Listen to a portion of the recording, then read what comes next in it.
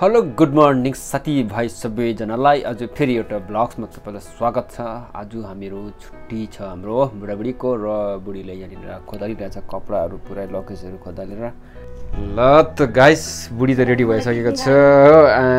बुढीलाई टाइडी देखिरहेछ त हिप होइन तिमीलाई त्यो प्यान्टमा यो टी सर्टले सुहाएको चाहिँ छ कि ठिकै छ होइन मैले अघि त फर्स्टमा त अलिकति तिमीले जिउ नै यस्तो गरेको थियो नि त अहिले त अलिक बडी ल्याङ्ग्वेज त्यो राम्रो देखिरहेछ अलिक ठिकै सुहायो जस्तो लाग्यो। ठिकै देखिरहेछ हौ राम्रो देखिरहेछ। ल बुढीले त लुगा सुगा पनि लगाइसक्यो गाइस। अब मेरो बाँकी छ म त यतिकै पुरानै टी सर्टमा छु। अब मेरो लुगा लगाउने बाँकी छ। म चाहिँ सिम्पल सर्ट लगाउने हो स्टाइल पार्नु आउँदैन र के भन्छ बुढी म स्टाइल पार्नु राम्रो लाग्छ कि तिमीलाई सिम्पलमै हिँड्नु राम्रो लाग्छ? स्टाइल पार्दै हैन लो बुढीबाट मैले पर्मिसन पाएँ अब म ढुक्कै छु। म जे पनि स्टाइल पार्छु अब एकदम पर्फेक्ट स्टाइल पारेर नै हिँड्ने गर्छु। ल अब कपालहरू मिलाउँछु हल्का अब यहाँनिर टक्क अलिकति एउटा आइब्रो चट्टै काटिदिन्छु यो यस्तो कपाल उठाउँछु हो यहाँनिर अन्त हल्का एउटा ट्याटु बनाउँछ यहाँ ट्याटु चल्छ होइन? चल्छ भने चाहिँ त त्यहाँ पर्मिसन दिएको छ नि फेरि त्यो बादमा फेरि त्यो पढेलाई किन काट्यो भन्ने फेरि अब्जेक्ट आउनु भएन। ल गाइस अहिले चाहिँ रुममा चाहिँ बुढाबुढी 4टा टी सर्ट फेर्दा लास्ट फाइनली उसले यो टी सर्ट मन पराएर प्यान्ट पनि यो लगाएको छ। अब चाहिँ निस्किनुवाला छौँ हामी यहाँबाट। ल गाइस हामी जानुपर्ने रहेछ मडीवालाको सब्जी मन्डीतिर र मल पनि छ त्यहाँनिर टोटल मल भन्ने जग्गातिर पनि हल्का गएर तपाईँलाई देखाउनेवाला छु सपिङ टपिङ के हुन्छ। र मेन थिङ चाहिँ हामीलाई सब्जीहरू किन्नु छ। त्यहाँ चाहिँ एकदमै सब्जीहरू सस्तो एकदम फ्रेस सब्जीहरू पाउनेवाला छ जुन चाहिँ सब्जी मन्डी भन्छ मडीवाला बेङ्गलको मडीवाला भन्ने जग्गामा आज एक्सप्लोर गर्नेवाला छु। त्यसो चाहिँ भने हामीहरू आइसकेको छौँ यहाँ मडीवाला जग्गामा देखिसक्नुहुन्छ बुढी यहाँ छ। हामीले हेलमेट चाहिँ यसरी राखिरहेको छौँ होइन यसलाई भन्छ देशी जुगाड निकाल्नु सकिँदैन। 2टा हेलमेट लक भइसकेको छ हाम्रो। क्रस हुनेछौँ हामीहरू यता जानुपर्छ ट्राफिक पुरा छ यताबाट आएको हामी अहिले भर्खर ट्राफिक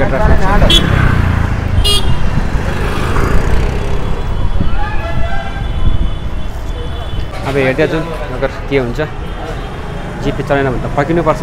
आमा सब्जीहरू यो हरियो खोर्सानी हो अदुवा मुला बैगुन पोटल एउटाको 10 रुपियाँ हो। अहिले चाहिँ हामी सब्जी मन्डीमा घुमिरहेछौँ।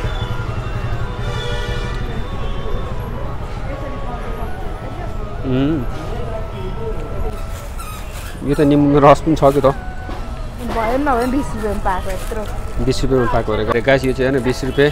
यसमा चाहिँ लेमन रस हुन्छ कि हुँदैन त्यो चाहिँ मलाई थाहा भएन हो। अब लाँदैछौँ हामीहरू के कस्तो हुन्छ। पहिला त तिमीहरू यतै सब्जी खानु चाहिँ आउँथ्यौ पहिला बसेको जग्गा यही हो। पहिला गाइस म अब बुढीलाई भेट्नुभन्दा अगाडि बुढीलाई त मैले यहीँ भेटेको नि त बेङ्गलोरमा भेटेर अब हाम्रो बिहा भएको नि त। पहिला चाहिँ बुढी यहीँनिर अब लाइफ सर्भाइभ हुन्थ्यो अरे नि त यतै बस्थ्यो रहेछ। सब्जी खाने जग्गा उसको यही ठाउँ अरे यस्तो जग्गामा चाहिँ आएर सब्जीहरू किन्थ्यो अरे। सब जग्गामा जिपे चलिरहेको थियो क्युआर कार्ड राखिदिइरहेको छ टेन्सन छैन क्यास ल्याउनु जरुरत छैन। यहाँदेखि खुल्ला छ त यता त मेन रोड हो यता अगाडि फेरि जानु परेको छ।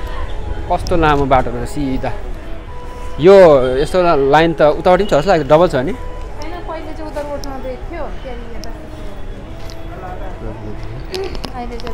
हरियो परियोहरू माथि हेर्नु छत यस्तो छ पानी परे पनि यहाँनिर चाहिँ भिज्दैन। कहाँबाट लिएर आएको कोपीहरू कुन भिलेजबाट लिएर आउँछन् तिनीहरूले पनि त्यो डरै लाग्दो मान्छे हो। सब्जी मन्डी पनि घुमियो यस्तो रहेछ यो जग्गाहरूतिर त मलाई त ओद्लाबाडीको सब्जी मन्डी जस्तो लाग्यो त ओद्लाबाडीको सब्जी मन्डी आन्टीलाई मतलब छैन कस्तो छ। कोपी हेर न फुलकोपी पत्ता कोपी भन्छ गाईको दुधले खान्छ भने छोपेको रहेछ। कसैले चाहिँ भने बुढीले सब्जीहरू गर्नु थालेको छ। मैले यहाँनिर बोकेर झोलामा सब्जीहरू हालिसकेको छौँ हामीले अलरेडी।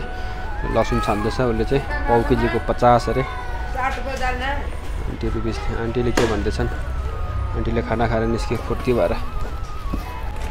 मेन रोड पर्छ यता मेन रोड छ यो चाहिँ मडीवाला लोकेसन हो।